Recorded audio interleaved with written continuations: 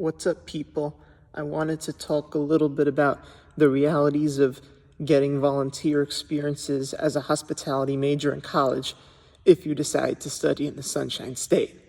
So, if you happen to be taking a hospitality class or any business classes while you're at college down here, you'll most likely get introduced to various recruiters who can provide you with volunteer experience.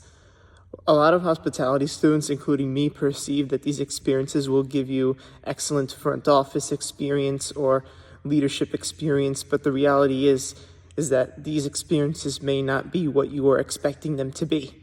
For example, I volunteered at the Boca Raton Resort thinking that I'd get leadership experience or even oversee a concierge do their job, but the reality was that I was polishing glassware and washing dishes, and it wasn't the best. But at the same time, the way I looked at it is that I'm making a small impact in a big operation, especially when thousands of event guests at the Boca Raton needed some clean and polished glassware, and that there were thousands of glassware that needed to be polished, and I was just one of many who made a small impact. So if you ever go into volunteer experiences thinking that you'll get to overshadow leaders and do some really amazing things, you might not have to get that type of experience.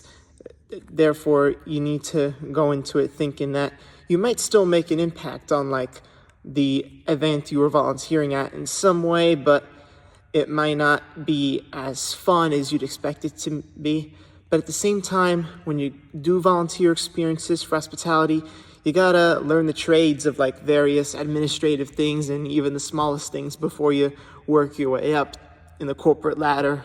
So after you graduate, you can do some great leadership, front office, and guest relation things later down the road. So I would still recommend doing volunteer experiences just because it's good on your resume, but don't expect them to be the most fun.